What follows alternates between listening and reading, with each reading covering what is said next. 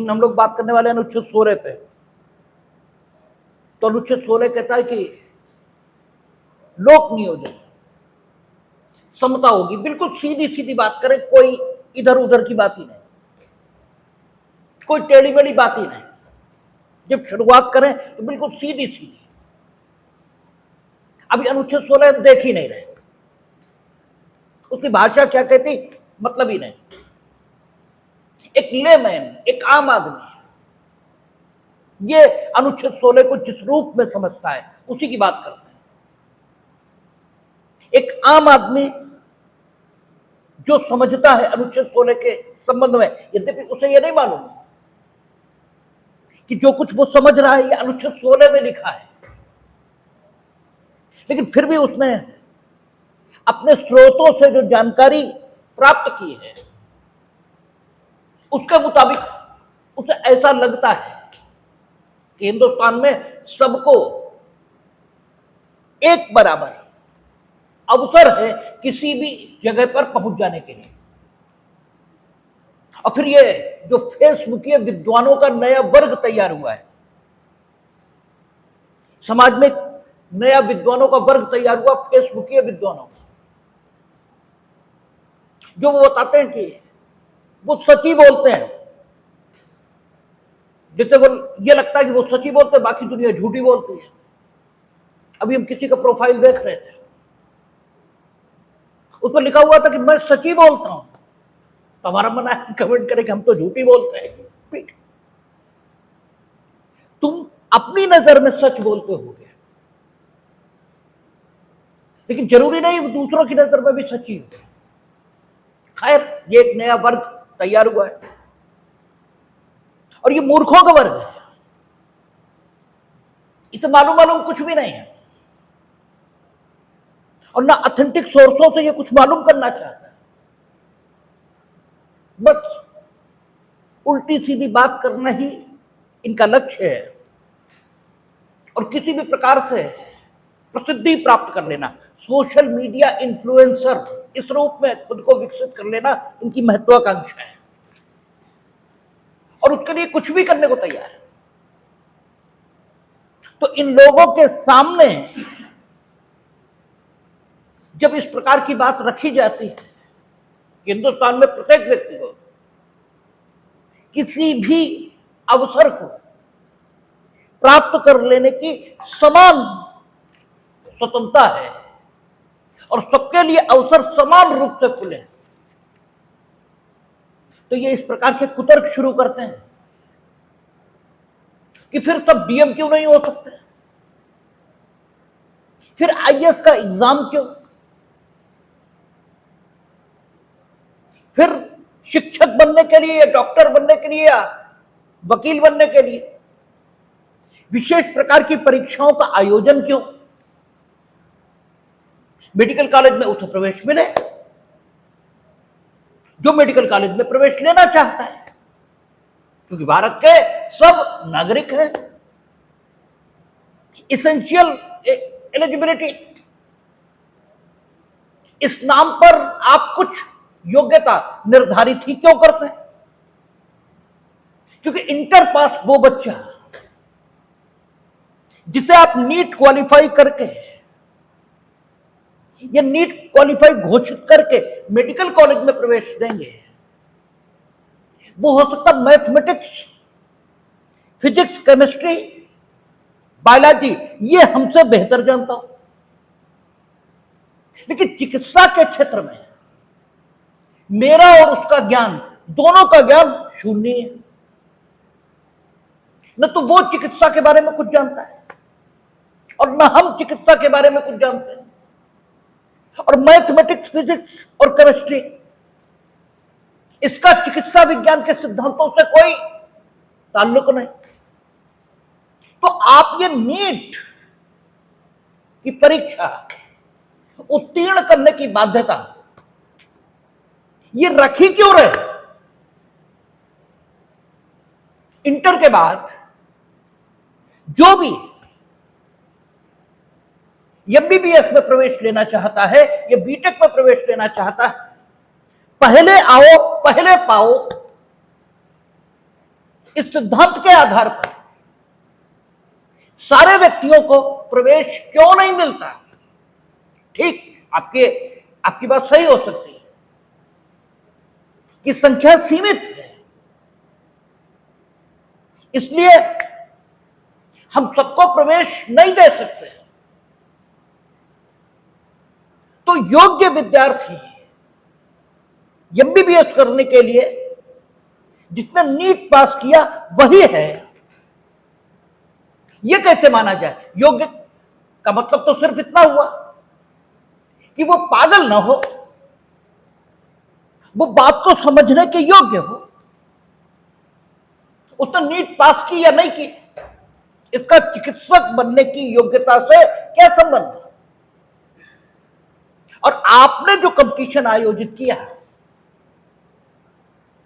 वो कंपटीशन संसाधनों की जो सीमित स्थिति है उसे देखते हुए यदि आयोजित किया है, तो इसके लिए नीति सबसे बेहतर यह हो सकती है कि पहले आओ पहले पाओ। जो सबसे पहले आ जाए उसे हमने प्रवेश दिया, जहां पर सीटें फुल हो गई, बात खत्म हो गई। और डॉक्टर तो 5 साल एमबीबीएस करने के बाद बनेगा, और आप प्रवेश के लिए परीक्षा कर रहे हो और ऊपर से कह रहे हो प्रतिष्ठा और अवसर की क्षमता सबके लिए। तो इसका तो कोई अर्थ नहीं हुआ। कहां है प्रतिष्ठा और अवसर की क्षमता सबके लिए? ये तो बात ही गलत हो गई। हालांकि फेसबुकीय बुद्धिमान इतने सिलसिलेवार तर्क नहीं रखता, लेकिन उनकी बातों का जो लब्बो-लुआब होता है वो लगभग यही होता है। और उस समय आपके पास कोई उत्तर ठीक सा नहीं होता। वो इसलिए नहीं होता है क्योंकि 14, 15 और 16 इसके बीच जो अंतर्निहित संबंध है, इसकी ओर आपका कोई ध्यान ही नहीं है। अब तो लगातार कहा जा रहा है कि मुख्य बात 14 में कही गई है कि विधि के समक्ष समता होगी और विधि का समान संरक्षण उपलब्ध होगा सभी को। लेकिन 14, 15 और 16 इसके बीच फर्क किया जा रहा है कि राज्य जहां नागरिकों के पक्ष में कुछ करने की बात करेगा, तो फिर वो दुनिया भर के नागरिकों के प्रति उत्तरदायी नहीं है। ठीक है, ठीक है, राज्य जब किसी के प्रति कुछ कर नहीं रहा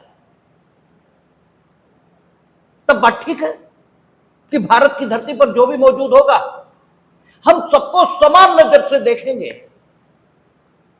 हम कोई पॉजिटिव एक्शन किसी के प्रति नहीं लेंगे। लेकिन जहां पर हमें पॉजिटिव एक्शन लेना होगा तो वहां प्रत्येक देश का नागरिक हमारा नागरिक तो नहीं है, और हम जो उन्नति के लिए वचनबद्ध हैं वो अपने नागरिकों की उन्नति के लिए वचनबद्ध हैं। तो जब कुछ पॉजिटिवली करने की बात आएगी तो राज्य संपूर्ण विश्व के नागरिकों की चिंता नहीं करेगा, बल्कि भारत के नागरिकों की चिंता करेगा। और भारत के नागरिकों के बीच वो केवल धर्म, केवल जाति, केवल लिंग, केवल जन्म स्थान, इसके आधार पर कोई विभेद नहीं करेगा। और अगर आपसे प्री में पूछा गया है कि निम्न में से किन अनुच्छेदों में इकहरी नागरिकता की बात की गई और 15 और 16 दोनों दे रखे हैं, तो आप 15 और 16 दोनों लगाएंगे। क्यों? 15 कहता है कि राज्य अपने नागरिकों के बीच केवल धर्म, केवल जाति, केवल लिंग, केवल जन्म स्थान, ठीक है, और केवल भाषा, तो केवल जन्म स्थान ये भी आ गया ना, इसके आधार पर कोई विभेद नहीं करेगा। तो इकहरी नागरिकता की बात हो गई। इसका मतलब यह हुआ कि भारत के संपूर्ण राज्य क्षेत्र में कोई कहीं पैदा हुआ, इससे कोई फर्क नहीं पड़ता, वह भारत के संपूर्ण राज्य क्षेत्र में भारत का ही नागरिक माना जाएगा। और 16 वो भी यही कही रहे, वही ठीक है, वही बात 16 में और विशेषीकृत ढंग से कही गई। वहां उद्भव, ठीक है, और निवास, ये दो बातें और जुड़ गई। लेकिन जन्म स्थान और निवास, इसने मिलकर सोने की जो मारक क्षमता है उसे और बढ़ाया है, घटाया नहीं है। इस इकहरी नागरिकता की बात 16 में भी की गई है, यह भी ठीक है। अब आप में अगर यह सवाल आया है तो उसका सेटअप देखिए कि दोनों आर्टिकल दिए हैं, तो फिर दोनों सही उत्तर है, और एक आर्टिकल पूछा गया तो वो सही उत्तर है। और ये सवाल ऐसे खूब बनते हैं, और इन प्रश्नों के उत्तर आप तब तक पा ही नहीं सकते जब तक आपने आर्टिकल्स पर मनन नहीं किया है। इसीलिए होता क्या कि प्री में भले ही अल्टरनेटिव बने, लेकिन उसका उत्तर आपको मिलता ही नहीं। और अगर आपने ये प्रीलिम स्पेशल, फ्रीलिम स्पेशल जो आती हैं, इनसे याद भी कर लिया, तो चूंकि उसके पीछे कोई कॉन्सेप्ट नहीं है, क्योंकि आपकी संकल्पना उस विषय पर स्पष्ट है ही नहीं, आपका कॉन्सेप्ट क्लियर है ही नहीं, इसलिए आपको एग्जाम के समय तक वो बात याद ही नहीं रहती। और अगर कॉन्सेप्ट उसके पीछे क्लियर है तो फिर वो बात हमेशा के लिए दिमाग में आ जाती है, और फिर किसी प्रीलिम स्पेशल और प्रीलिम स्पेशल की जरूरत पड़ती नहीं। और आप तो जो कुछ पूछा जाता है वो अभिव्यक्त रूप से कॉन्स्टिट्यूशन ऑफ इंडिया में लिखा हो, ये जरूरी नहीं है। उसके इन्फरेंस निकाले जा सकते हैं, जो कुछ लिखा है उसका मतलब क्या निकलेगा। जैसे आपसे अक्सर पूछा जाता है कि न्यायिक पुनरीक्षण भारत के संविधान के किन अनुच्छेदों में गारंटीड किया गया है, और अनेकों अनुच्छेद हैं जहां भी यह लिखा है कि राज्य इस प्रकार से काम करेगा, वहीं जुडिशियल रिव्यू है, वहीं जुडिशियल रिव्यू को गारंटीड किया गया। अब आपके सामने प्री में रखा हुआ है, तो आप देख लीजिए किन अनुच्छेदों में एक विशेष प्रकार से राज्य से कार्य करने की अपेक्षा की गई है। जिस भी अनुच्छेद में की गई वो अनुच्छेद जुडिशियल रिव्यू को गारंटी उसकी दे रहा है, वही आर्टिकल जुडिशियल रिव्यू को गारंटीड कर रहा है। क्यों? क्योंकि अगर उस विशेष तरीके से काम नहीं किया गया तो काम गलत ढंग से किया गया, ये घोषित कौन करेगा, और ये चेक कौन करेगा कि काम उस ढंग से किया भी गया है या नहीं किया गया। इसे चेक करने के लिए कोई अथॉरिटी चाहिए, और उस अथॉरिटी के पास शक्ति चाहिए। तो चूंकि constitution of India, supreme court और हाई कोर्ट, इन्हीं को इन्फोर्स करने की ताकत दी गई, और जब यह कहा गया कि कॉन्स्टिट्यूशन ऑफ इंडिया, इसकी व्याख्या, इसको इन्फोर्स करने का हक उनका होगा, तो आप कहो न कहो यह बात इसमें अंतर्निहित कि कॉन्स्टिट्यूशन ऑफ इंडिया में बताए गए तरीके से अगर कोई काम नहीं किया गया तो उस काम को असंवैधानिक और शून्य घोषित करने का हक किसका है? सुप्रीम कोर्ट और हाई कोर्ट का है। तो अगर ये संकल्पनाएं आपकी क्लियर नहीं तो फिर आपको रटनी पड़ेंगी चीजें, और उस रटे हुए का भी कोई लाभ आपको समय पर होगा, इसकी कोई गारंटी नहीं। तो हम लोग बात कर रहे थे कि जो विभिन्न लोक जीवन में अवसर, चाहे वो एमबीबीएस में प्रवेश हो, और चाहे वो बीटेक में प्रवेश हो, और चाहे वो आईएएस की नौकरी हो, ठीक है, इस सब में समान अवसर ये आपको मिलना है। तो ये सब समान अवसर सबको क्यों नहीं दिया जा रहा, ये थोड़ा समझने में दिक्कत हमेशा होती है। और हम कह रहे थे इसीलिए होती क्योंकि आप इस बात को भूल जाते हैं कि 14, 15 और 16 ये एक ही बात कह रहे हैं। बस बात इतनी है कि जब नागरिकों के कल्याण के लिए कुछ करने की अपेक्षा की जाएगी तो राज्य से अपेक्षित होगा कि वो अपने नागरिकों की ओर देखे, क्योंकि दुनिया के नागरिकों के लिए भारत का राज्य उत्तरदायी नहीं है।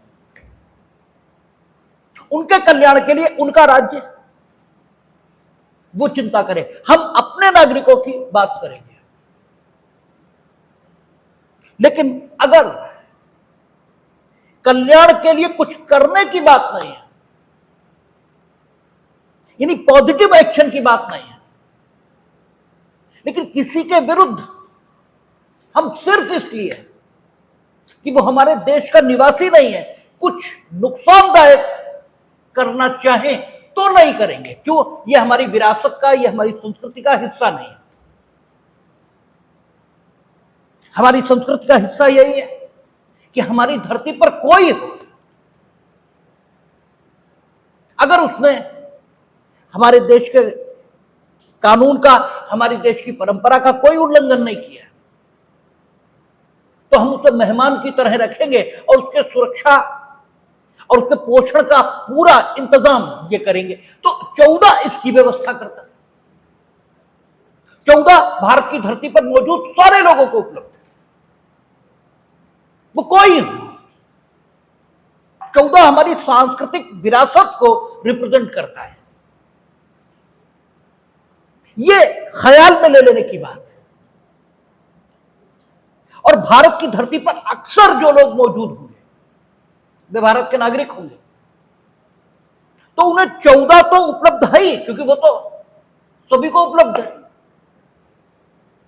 लेकिन राज्य का यह दायित्व है कि वो अपने नागरिकों के कल्याण की चिंता करें।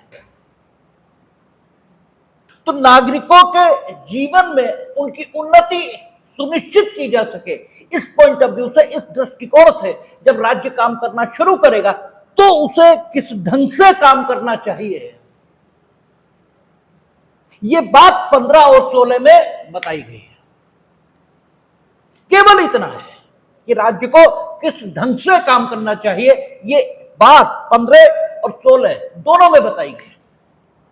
और इसीलिए कल हम कह रहे थे कि 14 में जो सिद्धांत है उसके एप्लीकेशन का तरीका 15 और 16 में बताया गया। 15, 16 कुछ भी नहीं कर रहे हैं, उस सामान्य सिद्धांत का एप्लीकेशन निर्धारित कर रहे हैं कि वो कैसे अप्लाई किया जाए। 15 कह रहा है कि राज्य अपने नागरिकों में इन आधारों पर कोई भी भेद नहीं करेगा। 16 कह रहा है कि राज्य जब अपने नागरिकों को रोजगार उपलब्ध कराए एक एम्प्लॉयर के तौर पर, तो वो अपने नागरिकों में इन आधारों पर कोई भी भेद नहीं करेगा। क्योंकि रोजगार इतना महत्वपूर्ण मामला है कि उसके अभाव में व्यक्ति जीवित ही नहीं रह सकता। जीविका ये व्यक्ति के जीवन से जुड़ी है। यद्यपि जीविका और जीवन भिन्न भिन्न बातें हैं। जीवन ईश्वर दे रहा है, ठीक है, जीविका आप अर्जित कर रहे हो, ये अलग बात है। कि जो हमारे धार्मिक सिद्धांत है वो ये कहते हैं कि जीविका भी ईश्वर ही देता है, वो एक अलग बात है। जो तो ईश्वर फिर सब कुछ देता है, लेकिन जीवन जीविका अलग अलग होते हुए भी जीविका के अभाव में जीवन संभव नहीं है। तो जीवन जो सबसे महत्वपूर्ण चीज है, उसकी रक्षा के लिए जीविका चूंकि जरूरी है, और जीविका मूलतः रोजगार से जुड़ी है, तो अगर राज्य रोजगार उपलब्ध करा रहा है तो वो अपने नागरिकों के बीच इन आधारों पर कोई विभेद न करे। ये महत्वपूर्ण बात समझी गई, इसलिए 16 में अलग से लिख दी गई। और अदरवाइज 16 आप हटा दें तो भी वो 14 और 15 से पूरा हो जाएगा। कोई जरूरत नहीं 16 की, और फिर कोई जरूरत नहीं 15 की भी, 14 से ही पूरा हो जाएगा मामला। लेकिन 14 चूंकि सबको उपलब्ध है, इसलिए बार बार स्पष्टीकरण की जरूरत पड़ेगी। जब राज्य पॉजिटिव एक्शन लेगा और सिर्फ अपने नागरिकों के विषय में सोचेगा, विदेशियों के विषय में नहीं सोचेगा, तब बार बार लोग सुप्रीम कोर्ट पहुंच जाएंगे कि साहब 14 तो सबको उपलब्ध है। और वो कहता कि भारत के राज्य क्षेत्र में विधि के समक्ष समता होगी और विधि का समान संरक्षण उपलब्ध होगा। तो विदेशियों को भी उसी प्रकार का संरक्षण और उसी प्रकार का पॉजिटिव एक्शन, ठीक है, इससे लाभान्वित होना चाहिए, जिससे भारत के नागरिक लाभान्वित हो रहे हैं। ये तर्क बार बार उठेगा। इस तर्क को हटाने के लिए 14 तो लिखा, लेकिन पॉजिटिव एक्शन की जब बात आई तो 15 और 16 अलग से लिख दिया, ताकि बात एकदम क्रिस्टल क्लियर रहे कि जब पॉजिटिव एक्शन की बात होगी तो राज्य अपने नागरिकों के बीच समानता का व्यवहार करेगा, अर्थात विभेद नहीं करेगा केवल इन आधारों पर। जब रोजगार की बात होगी तो केवल इन आधारों पर विभेद नहीं होगा। बात को पलट देंगे कि केवल इन आधारों पर विभेद नहीं होगा। इसका मतलब यह है कि अन्य कोई आधार है तो विभेद होगा, और फ्रेमर्स को यह ध्यान में रहा। और फ्रेमर्स को क्या है, एक आम आदमी को भी ध्यान में आ जाएगा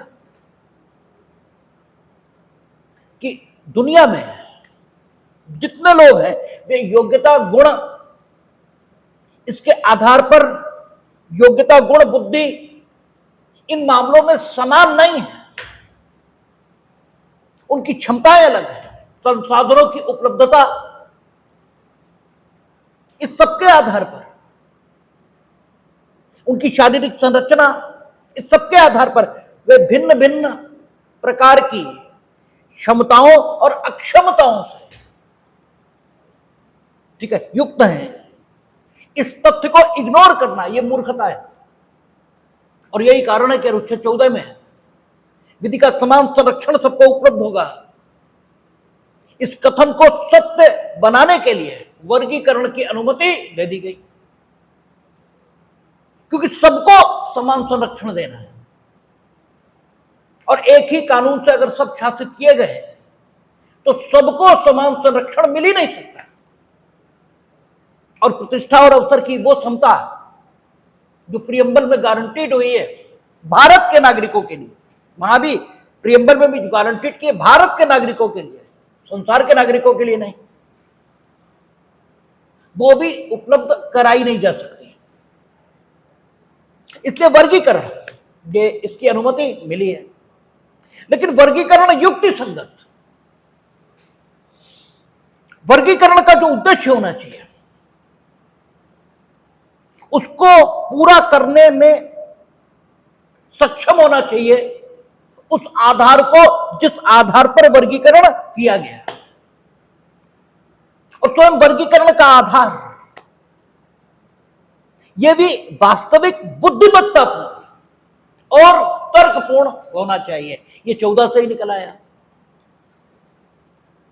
इसका मतलब यह हुआ कि भारत का जो राज्य है जब अपने नागरिकों के बीच 15 में उपलब्ध स्थितियों के संबंध में संव्यवहार करेगा तो भी ये ध्यान में रखेगा कि उसके नागरिकों की भिन्न भिन्न स्थितियां हैं, इसलिए उसे वर्गीकरण करना होगा। और एक चीज और, भारत के नागरिकों की भिन्न भिन्न स्थितियां, ये तो ठीक ही है, भारत के समस्त नागरिकों का ओवरऑल कल्याण, ये भी राज्य की जिम्मेदारी है, ये भी राज्य को ध्यान में रखना पड़ेगा। तो भारत के समस्त नागरिकों का जो ओवरऑल कल्याण है, इस उद्देश्य से भी वर्गीकरण हो सकता है। ठीक है, भारत के समस्त नागरिकों का ओवरऑल कल्याण, ठीक है, सभी प्रकार का कल्याण सुनिश्चित करना, यह भी राज्य का ही दायित्व है। और आपने देखा था निवास के आधार पर जो रिजर्वेशन ठीक माना था, वो उसका कारण यही था कि एक पर्टिकुलर एरिया है, वहां कोई डॉक्टर रुकता ही नहीं है, क्योंकि निहायत बैकवर्ड एरिया, वहां लाइट नहीं, सड़कें नहीं। अब आप लाइट और सड़क में रहे हैं, आपको वहां रखें तो आप वहां नहीं रहोगे, लेकिन आप बचपन से ही उसी इलाके में रहे हो, तो इलाका कितना भी दुर्गम क्यों न हो, लेकिन आप जहां बचपन से रहोगे वहां आपको अच्छा लगेगा। तो अगर आपको हम डॉक्टर बना दें, यह हो सकता है कि अगर ऑल इंडिया वाइज कंपटीशन हम आयोजित कर दे तो आपसे अधिक बुद्धि का आदमी सेलेक्ट होकर आता, और यह बिल्कुल तय है कि जिसके पास अधिक बुद्धि है, वो अधिक बुद्धि उसकी हर क्षेत्र में प्रदर्शित होगी, हर क्षेत्र में। और जो मूर्ख है, उसकी मूर्खता प्रत्येक क्षेत्र में प्रदर्शित होगी। ठीक है, कहते हैं कि अगर जो बुद्धिमान आदमी है वो जूतों में पॉलिश भी करेगा तो भी देखकर पता लगेगा ये बुद्धिमान आदमी ने पॉलिश किए जूते। उसका प्रत्येक काम, एक एक काम, ठीक है, होश के साथ किया गया, बुद्धिमत्ता के साथ किया गया प्रतीत होगा। और जो मूर्ख है वो कोई काम करे नासी करके रखेगा। ठीक है, इसीलिए आप देखें कि जो बुद्धिमान बच्चा होता है वो कहीं मैथमेटिक्स ले ले तो बेहतर प्रदर्शन, कुछ भी ले ले बेहतर प्रदर्शन होगा। ये प्रदत्त है, ईश्वर प्रदत्त है। तो ये ठीक है कि अगर इस बच्चे की जगह उस बच्चे को डॉक्टर बनाया गया होता तो वो बेहतर डॉक्टर बनता, ये सही है। लेकिन उसे अगर हमने डॉक्टर बनाया होता तो वो कलकत्ता चला गया होता। ये ठीक है, उसकी तुलना में कुछ बदतर डॉक्टर बना है, लेकिन कम से कम डॉक्टर तो बना है। इस इलाके में तो डॉक्टर ही नहीं है। ये ठीक है कि क्रिटिकल डिजीज से ये बदतर डॉक्टर यहां के निवासियों को नहीं बचा पाएगा, सही है, उसके लिए उसी बेहतर डॉक्टर की जरूरत है। लेकिन यह भी सही है कि सामान्य बीमारियों से ये डॉक्टर यहां के निवासियों को बचा लेगा और उन सामान्य बीमारियों को क्रिटिकल बीमारियों में तब्दील हो जाने से ये डॉक्टर भी रोक देगा। तो युक्ति संगत ये होगा कि निवास के आधार पर हम यहां कुछ रिजर्वेशन दे दें, बिना इस बात का ख्याल किए कि socially and educationally backward class, SC ST, इनका रिजर्वेशन ऑलरेडी दे चुके हैं। इसी आधार पर निवास के रिजर्वेशन ठीक माने गए हैं, क्योंकि लोक कल्याण ये भी राज्य का ही दायित्व है और इस उद्देश्य के लिए भी आधार निश्चित किए जा सकते हैं और उनके आधार पर वर्गीकरण करके रिजर्वेशन या कोई पॉजिटिव एक्शन ये लिया जा सकता है। तो वर्गीकरण ये राज्य कर सकता है, ये बात 14 से चली आ रही। तो जब रोजगार ये हमें देना है। तो रोजगार किसके लिए देना है? सबको रोजगार उपलब्ध कराना ये हमारा दायित्व जरूर है, यानी राज्य का, लोक कल्याणकारी राज्य होने के नाते। लेकिन सबको सरकार के अधीन रोजगार उपलब्ध कराना यह राज्य का दायित्व नहीं है। रोजगार उपलब्ध कराना और सरकार के अधीन यानी राज्य के अधीन रोजगार उपलब्ध कराना ये दो अलग अलग बातें हैं। राज्य के अधीन जो रोजगार उपलब्ध कराया जाएगा उसमें हमें यह ध्यान रखना पड़ेगा कि सारे लोगों के बीच हम ऐसे आधारों पर विभेद न करें जिन पर एक सभ्य समाज में विभेद नहीं किया जाना चाहिए। तो ठीक है, वो नोट कर दिया गया कि केवल धर्म, केवल जाति, केवल लिंग, केवल भाषा, केवल जन्म स्थान, ठीक है, केवल उद्भव, केवल निवास। अब दो बातें बढ़ गई, केवल उद्भव, केवल निवास। इनके आधार पर कोई भेदभाव रोजगार की फील्ड में नहीं किया जाएगा, क्योंकि यह सामान्य बात और यह हमारी परंपरा का हिस्सा है। केवल एक वंश में उत्पन्न हो जाने से आपको लोक पद पर आने का कोई हक नहीं है। ये इस देश के, ठीक है, इस देश का जो नाम है वो जिनके नाम पर रखा गया उनसे चली आ रही परंपरा है। बताते महाराज भरत, जिनके नाम पर इस देश का नाम भारत, उनके अपने पुत्रों में सम्राट बनने के योग्य कोई नहीं था। यानी जो राजवंश है उसमें सम्राट बनने के योग्य कोई नहीं है। सम्राट लोकपद है,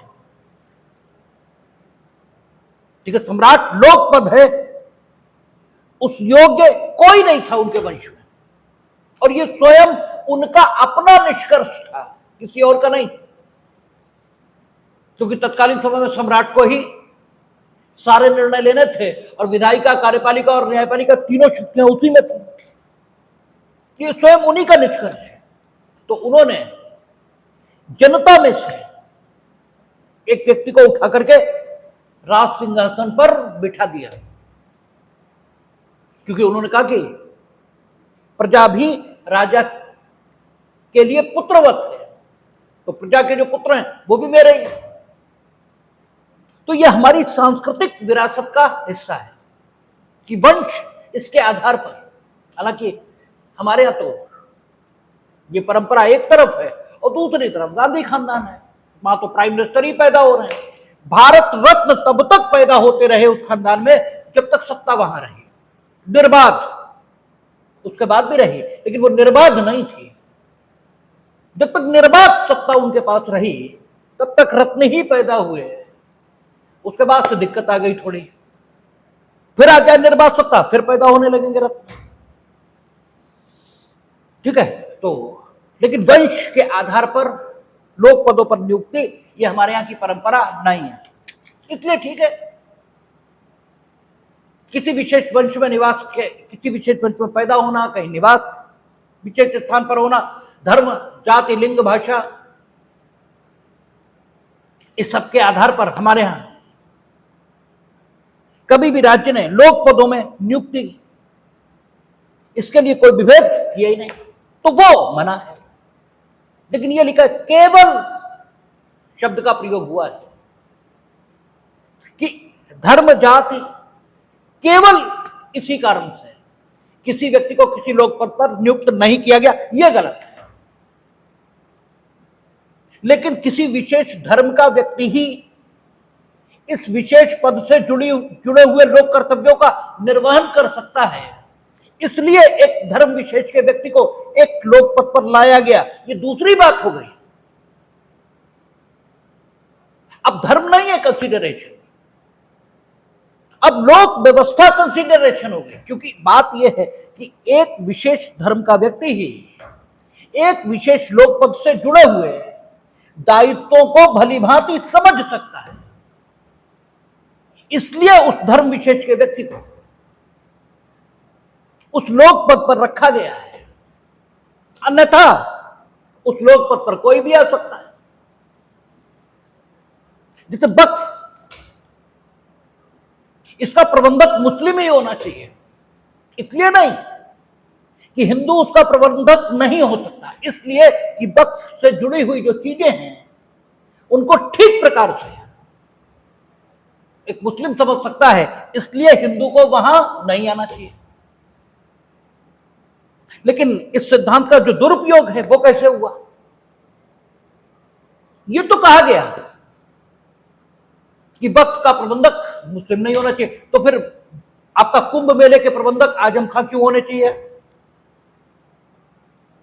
कुंभ मेले की जो व्यवस्थाएं हैं उनको भी आजम खां नहीं समझ सकते,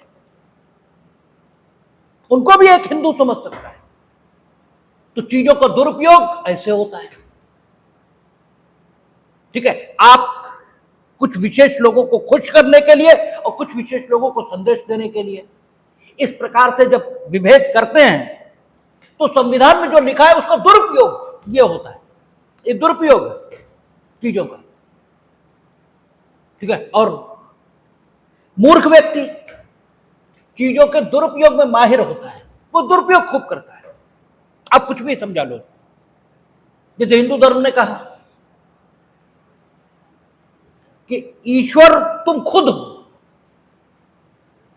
ईश्वर और कहीं नहीं है, आपको ही ईश्वर के तौर पर तब्दील होना है, विकसित होना है।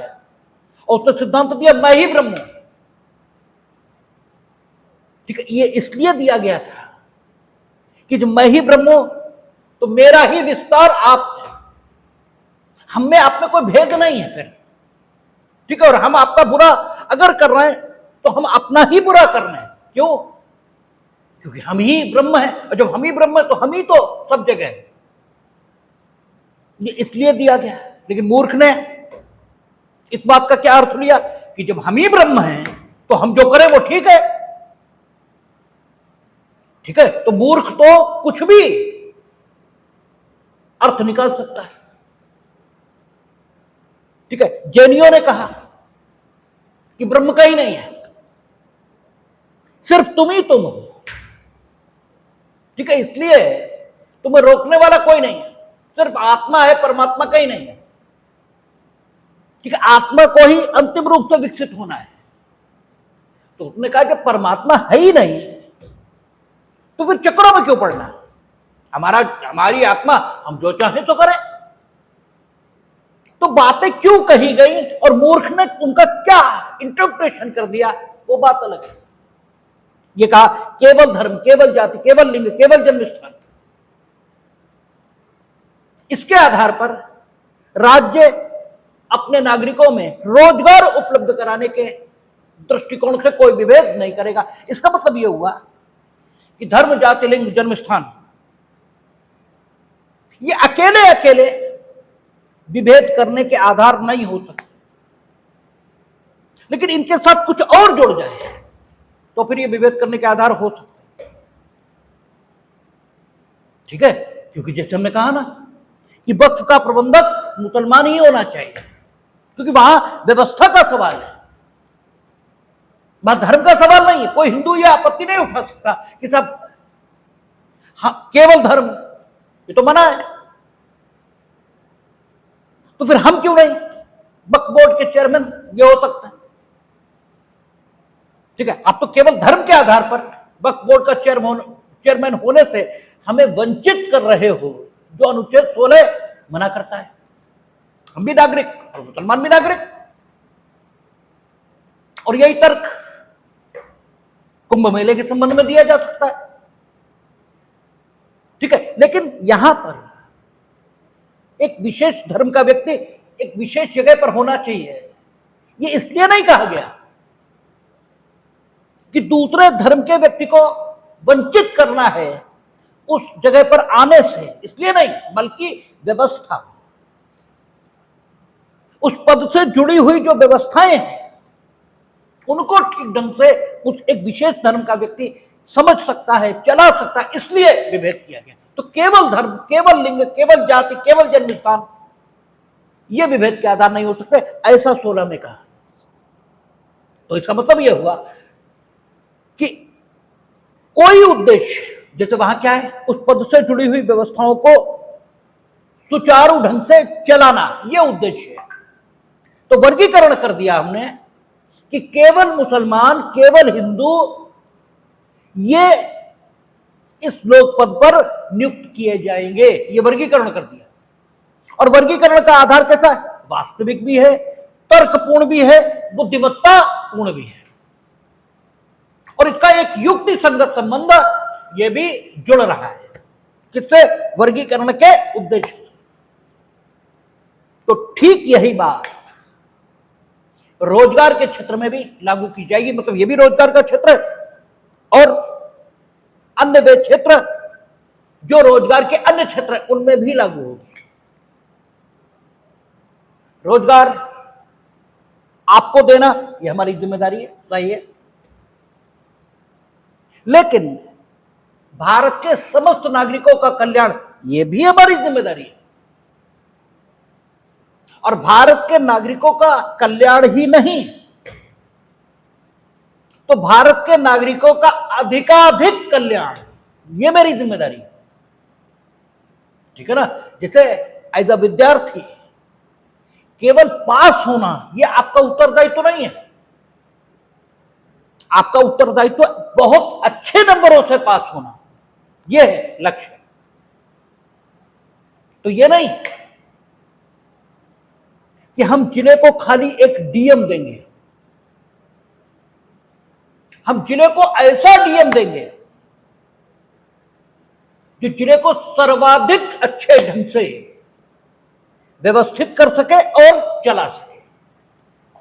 ठीक है? वहां की व्यवस्थाओं को सबसे बेहतर ढंग से सुनिश्चित कर सके, और इसके लिए हमें बुद्धिमान व्यक्ति चाहिए। ठीक है? हमें मूर्ख नहीं चाहिए।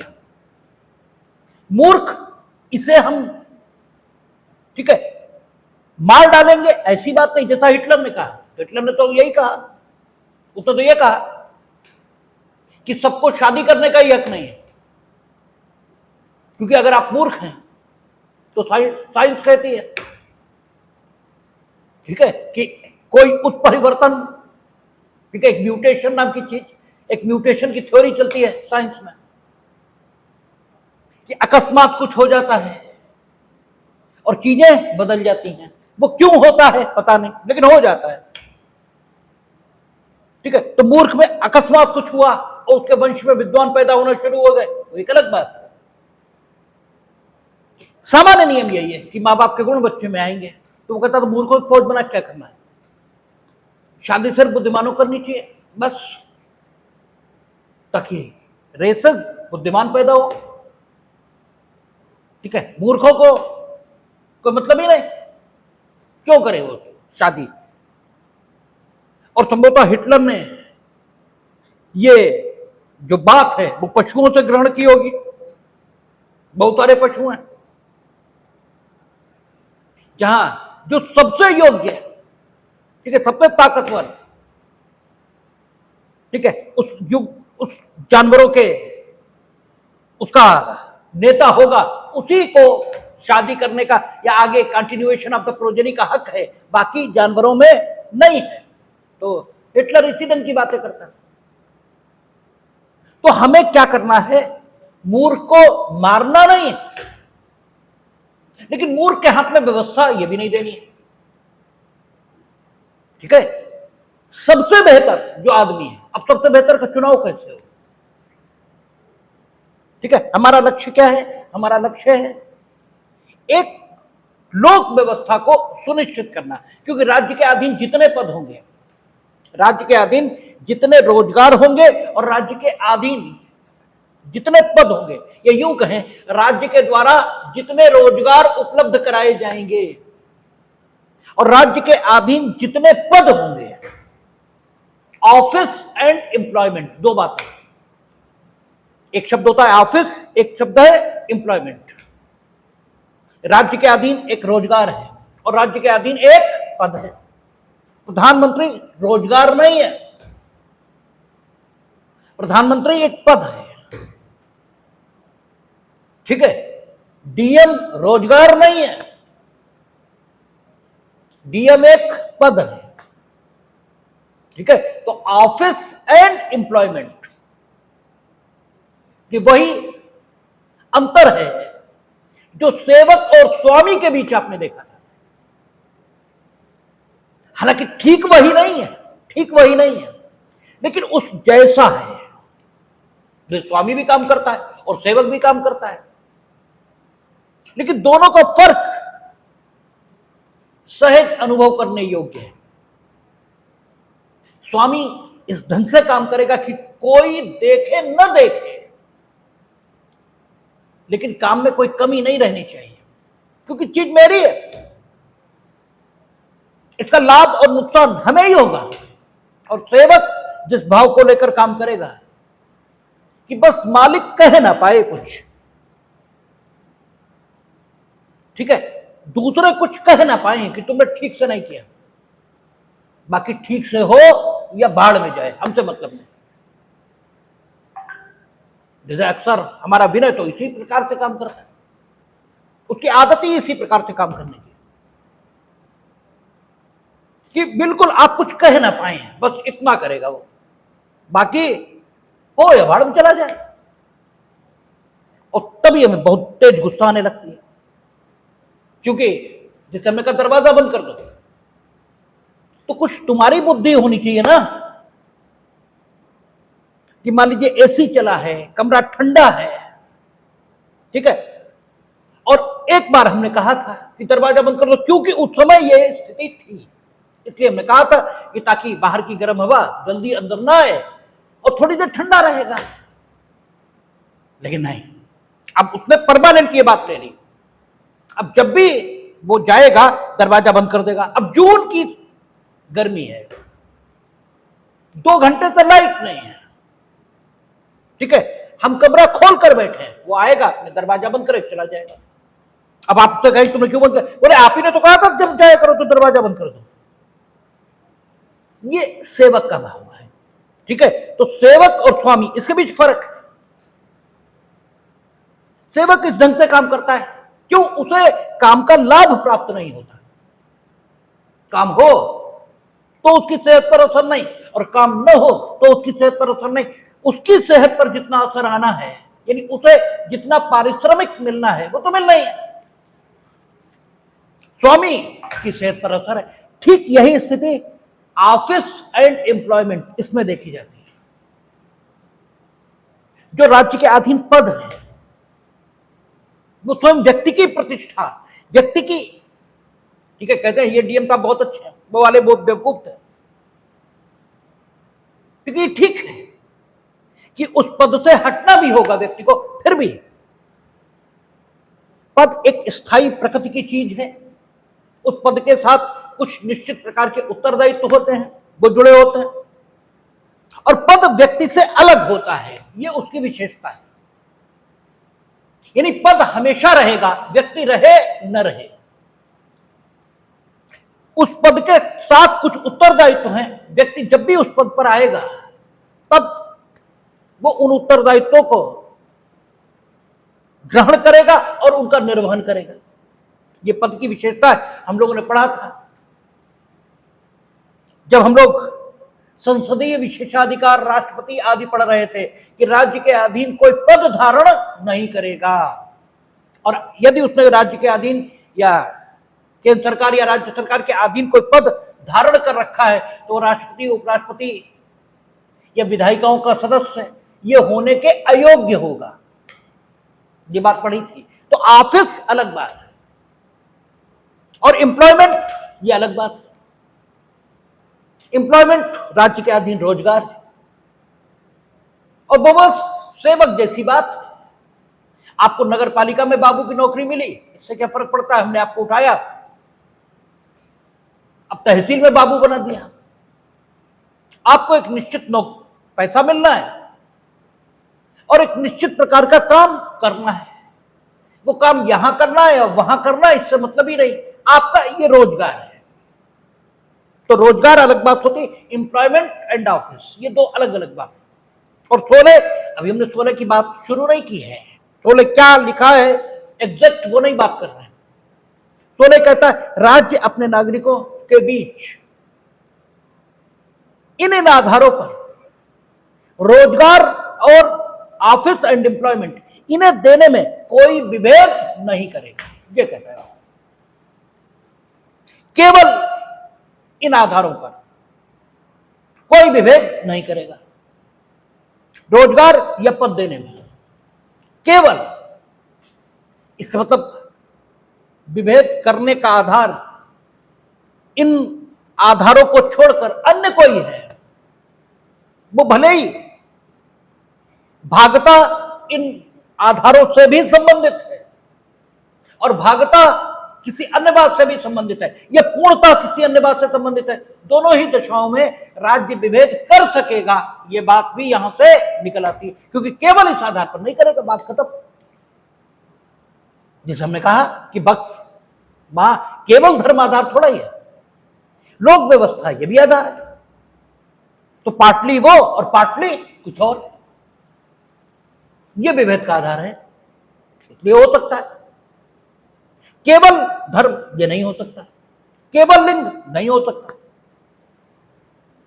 तो जब अन्य क्षेत्रों में आप बात करेंगे तो स्थिति क्या बनेगी कि राज्य का यह कर्तव्य है, नो डाउट,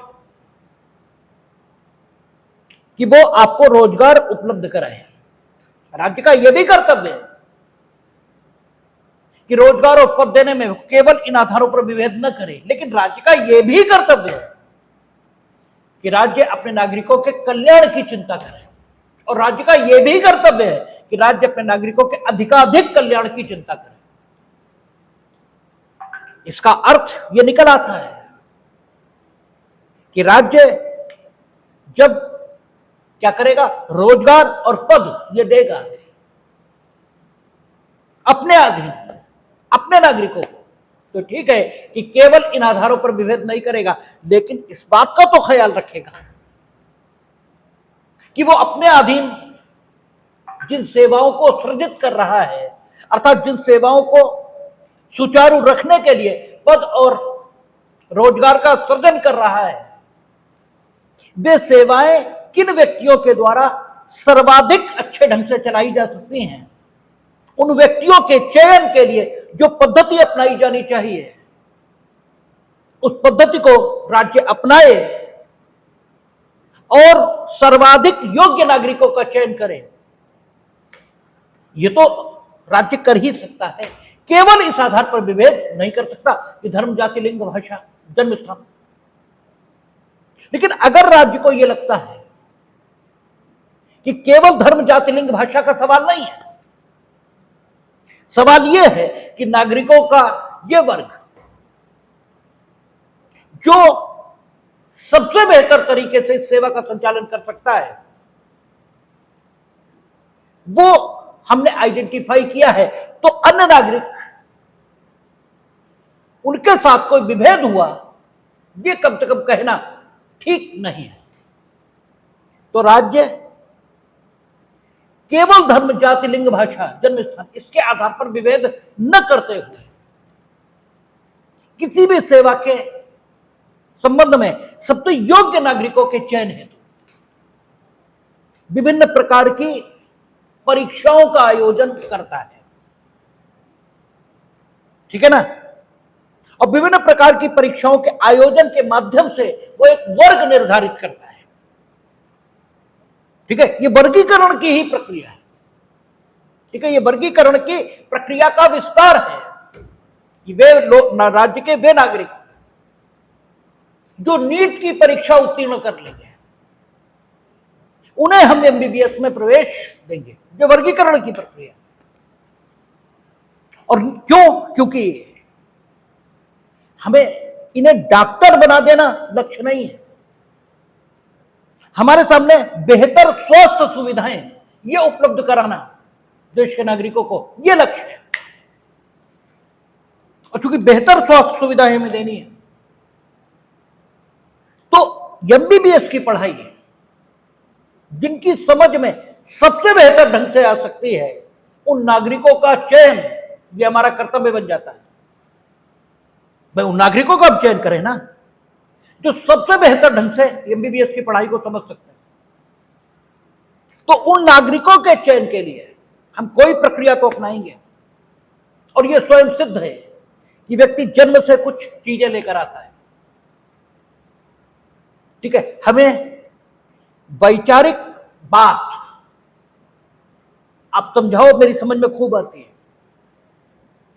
ठीक है, हम विचार पर सोच भी सकते हैं, लेकिन हमसे आप कहिए हम व्यापार की बात समझें और सोचें उस पर, मेरे बस का ही नहीं। एक साइंटिफिक माइंड होता है, ठीक है, और एक फिलोसॉफिक माइंड होता है। ठीक है, चित्त के दो प्रकार हैं, एक वैज्ञानिक चित्त है और दूसरा फलसफाना चित्त है। तो जो फलसफाना चित्त है उसे ठीक है विज्ञान समझ में नहीं आ सकता, और जो वैज्ञानिक चित्त है उसे फलसफा ये समझ में नहीं आ सकता। ठीक है, फलसफे के लिए वो कहता है बेकार की बात है। ठीक है, और विदाउट एनी ठीक है, किसी फलसफे के बिना आपका जीवन पशुवत होता है। आप कितना भी पैसा कमा लो, कुछ भी कर लो, जीवन पशुवत ही रहेगा। आप जिंदगी भर परेशान रहेंगे। इसीलिए बहुत पैसे वाले कहते हैं कि हम रात में नींद नहीं आती, डिप्रेशन में, और जिस पर कुछ नहीं वो कहता हमें कुछ चाहिए भी नहीं। ठीक है, वो सम्राटों जैसा व्यवहार कर रहा है, और जिस पर सब कुछ है, जो सम्राट है, वो भिखारियों जैसा व्यवहार कर रहा है। हमने कल भी कहा था कि भिखारी और सम्राट की एक ही परिभाषा है। जो ये मानता है कि उसके पास कुछ नहीं है, जो मांगने से मिलेगा, वो भिखारी है। और जो ये मानता है मेरे पास सब कुछ है, ठीक है, वो सम्राट है। एक व्यक्ति हो सकता है वो कहता है कि आपने जो कुछ पैदा किया, हाथ, दिमाग, बुद्धि, ठीक है, इससे पैदा किया, तो ये आपके पास जो मौजूद था उसके उपयोग से पैदा किया गया है। इसका मतलब जो मौजूद था, असल स्रोत वो है, और वो मेरे पास भी है, इसलिए हम सम्राट। और आप कहते हैं कि मेरे पास इतने पैसे कम है, तो आप भिखारी हैं। तो जो फलसफाना चित्त है, ये अगर आपका नहीं तो आप शांति नहीं पा सकते, ये तय है। और जो फलसफाना चित्त है, ये कभी प्रॉस्पेरिटी ये नहीं पा सकता, ये संपन्नता नहीं पा सकता। इसलिए आप देखेंगे दुनिया में दो प्रकार के लोग, एक चाणक्य है तो दूसरा चंद्रगुप्त है। चंद्रगुप्त वैज्ञानिक चित्त का प्रतिनिधि है, और चाणक्य फलसफाना चित्त का प्रतिनिधि है। शांति चाणक्य को उपलब्ध है, संपन्नता चंद्रगुप्त को उपलब्ध है। दोनों अपने अपने ढंग से जीते हैं, और दोनों ठीक है ईश्वर के द्वारा बनाए गए, और दोनों की उपयोगिता है, दोनों की उपयोगिता है। तो हमें डॉक्टर के तौर पर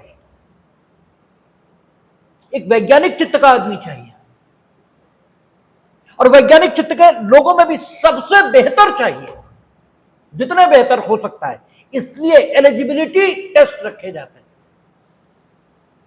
ठीक है, हां ये ठीक है कि एक वर्ग में जितने लोग आ गए उनके बीच फिर कोई विभेद नहीं होगा। ये 14 से लगातार बताई जाने वाली बात आपको है, ये लगातार 14 से बताई जा रही है कि एक वर्ग, इसमें जो लोग आ गए, समानों के बीच समानता, असमानों के बीच असमानता, असमानों के बीच समानता, यह लक्ष्य कभी नहीं है भारत के संविधान का, क्योंकि असमानों के बीच समानता जब आप लाएंगे तो वो समानता होगी ही नहीं। आप विकलांग और स्वस्थ व्यक्ति दोनों के साथ एक समान व्यवहार करेंगे। अगर आप ऐसा करेंगे तो ये समानता नहीं है, ये अत्याचार है। इसे अत्याचार कहा जाता है, इसे समानता नहीं कहा जाता। इसे शोषण कहा जाता है सिद्धांत के नाम पर। यह सैद्धांतिक शोषण है, यह सैद्धांतिक अत्याचार है जो आप बेवकूफ बनाकर करना चाहते हैं। और बुद्धिमान लोग इसी ढंग से अत्याचार करते आए हैं। उन्हें बुद्धिमान तो नहीं कहना चाहिए, उनके लिए शब्द होता है धूर्त, क्योंकि धूर्त भी बुद्धिमान होता है। तो धूर्त व्यक्ति इसी प्रकार से लोगों पर अत्याचार करते हैं और कानून धूर्तता को प्रश्रय नहीं दे सकता। इसलिए समानों के बीच समानता, असमानों के बीच असमानता, असमानों के बीच समानता नहीं, ऐसे कहें तो ज्यादा ठीक है। समानों के बीच समानता, असमानों के बीच समानता नहीं, ये बात 14 से चलती चली आ रही है। और जब समानों के बीच समानता, तो समान हमें छांटने पड़ेंगे, ठीक है। और छांटने में, या हम ये कहें कि असमान लोगों को विशेष सुविधाएं देनी पड़ेंगी, तो असमान लोग आइडेंटिफाई करने पड़ेंगे। तो असमान लोगों को आइडेंटिफाई करने के लिए असमानता किस प्रकार की है यह आपको बताना पड़ेगा, अन्यथा जो असमानता का आइडेंटिफिकेशन करेगा उसके निरंकुश हो जाने की संभावना बनी रहेगी, और जिसको चाहे असमान घोषित करके और विशेष सुविधाओं का हकदार यह बना देगा। इसलिए कहा कि आप असमानों को विशेष सुविधा दे दें, कोई दिक्कत नहीं है, क्योंकि जरूरी है, असमान भी इसी देश के पुत्र हैं। लेकिन उनमें किस प्रकार की असमानता है, ठीक है, वो आप प्रदर्शित करने की क्षमता जरूर रखें। अर्थात असमानता का आधार वास्तविक हो, तभी तो प्रदर्शित कर पाएंगे आप, नहीं तो कैसे करेंगे। और असमानता को आइडेंटिफाई करने में आपने बुद्धिमत्ता का प्रयोग किया, ये भी सही है। अब पूरा देश गरीब है और आप कह रहे हैं हम गरीबी के आधार रिजर्वेशन दे दें, तो पूरे देश को दे दोगे, क्या करोगे, ठीक है। थोड़ी बुद्धिमत्ता का प्रयोग करें, ठीक है, और वो, ठीक है, कैसा हो, तर्कपूर्ण हो। तो यही कहा उन्होंने कि classification may be, but the ground of classification must be कैसा होना चाहिए, इंटेलिजेबल, रेशनल एंड रियल, ये होना चाहिए। और असमानों को सुविधा देना या किसी को बेहतर सुविधा देना, यह लक्ष्य था ना। वर्गीकरण का लक्ष्य कोई भी हो सकता है, ठीक है। Then there should be a reasonable relation, there should be a reasonable nexus between the object of classification and ground of classification. ये भी आपको लगातार बताया जा रहा है 14 से। तो यहां जब राज्य नियोजन, ठीक है, और पद ये देने जा रहा है अपने अधीन, तो ठीक है, जो पिछले आधार हैं उन पर वर्गीकरण होना नहीं चाहिए, नहीं होगा। लेकिन वर्गीकरण नहीं होगा, यह बात कैसे आ गई, वर्गीकरण तो होगा ना। वर्गीकरण उन आधारों पर नहीं होगा, सही है, बल्कि हमने 2 आधार और बढ़ा दिए, इन पर भी नहीं होगा। लेकिन वर्गीकरण ही नहीं होगा, ये तो कभी नहीं था, वर्गीकरण तो होगा, ठीक है। तो अनुच्छेद 16 में भी वर्गीकरण किया जाएगा, और ये वर्गीकरण की प्रक्रिया है जिसके आधार पर हम एलिजिबिलिटीज विभिन्न लोक पदों के लिए निर्धारित करते हैं और विभिन्न प्रकार के कॉम्पिटिटिव एग्जाम्स कराते हैं, और उनमें जो लोग सेलेक्ट होकर आएंगे उन्हीं को हम पद और रोजगार देंगे। क्यों, पद और रोजगार उपलब्ध कराना यह लक्ष्य नहीं है। हम आपको टीचर इसलिए बना रहे क्योंकि बच्चों को बेहतर एजुकेशन देनी है, तो हम सबसे बेहतर टीचर जो हो सकता है उसको सेलेक्ट करेंगे टीचर के तौर पे। और सबसे बेहतर टीचर वो नहीं हो सकता जो सिर्फ विद्वान है। बेहतर टीचर के लिए विद्वान होना तो आवश्यक है ही, साथ ही प्रस्तुतिकरण विषय का यह भी उसे आना चाहिए। आपको बहुत कुछ मालूम है लेकिन आप प्रस्तुत नहीं कर सकते। वो अपने अड़ोस पड़ोस के एटमॉस्फेयर से कनेक्ट भी करता हूं, ताकि जो कुछ आपके अड़ोस पड़ोस घट रहा है वैसा ही राष्ट्र जीवन में घट रहा है, ताकि वो आपके अड़ोस पड़ोस की घटनाओं से कनेक्ट करके आपको बात समझा सके, तो आपको जल्दी आएगा। और इसका उदाहरण वहां मिलता है कि डीएम साहब एक क्लास में गए तो उन्होंने टीचर से कहा हमारे सामने पढ़ाओ। उन्होंने पढ़ाना शुरू किया कि देखो बच्चों, 2 रुपए का एक हवाई जहाज मिलता है तो 10 रुपए कितने मिलेंगे? तो उन्होंने कहा नहीं, ये तरीका ठीक नहीं। हवाई जहाज 2 रुपए का मिल सकता है, ये आप अनकॉन्शियस में फीड कर रहे थे, क्योंकि हवाई जहाज 2 रुपए का नहीं होता।